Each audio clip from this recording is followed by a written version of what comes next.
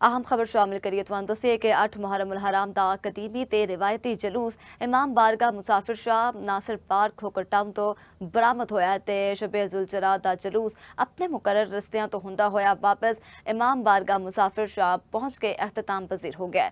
Lahore police वालों security दे सख्त इंतजाम किए गए सन। बाकी वेखते हैं मलिक मुश्ताक दी इस खुसूसी रिपोर्ट।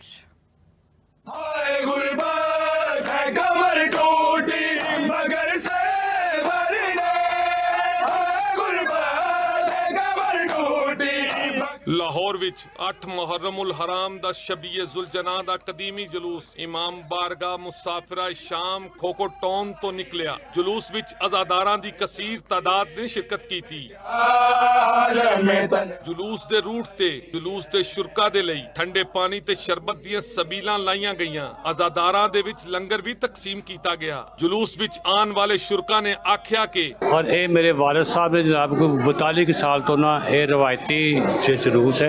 इमाम बारगाह तो निकल के फिर साढ़े घर आता है, साढ़े घरों फिर वापस। और इस शौक दे विच सारे मुसलमानों को शामिल होना चाहिए। ये शाम जी है जिस तरह टलनी है गुनामी होनी है फिर 10वीं या हुसैन दी सदाई है या हुसैन या हुसैन। इमाम हुसैन दी जी कुर्बानी सी ना वो स्पेसिफिक एक फिरकिया से नहीं सी, पूरी उम्मत है मुसलमान से। जुलूस दे रूट ते सिक्योरिटी दे कड़े इंतजामात कीते गए। शुरका नूं तलाशी तो बाद शिरकत दी इजाजत दिती गई। सूबाई वजीर बिलाल यासीन ने भी जुलूस दे सिक्योरिटी इंतजामात दा जायजा लिया।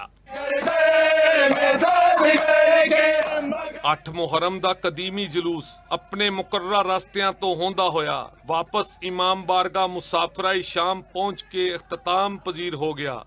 आबाद इस दुनिया दी तकसीम नहीं मुश्किल, कुछ लोग यजीदी ने कुछ लोग हुसैनी ने।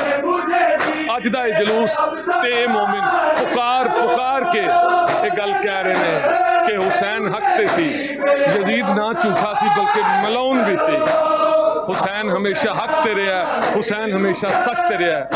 कैमरामैन अदनान राजपूत दे नाल मलिक मुश्ताक, सन न्यूज़, लाहौर।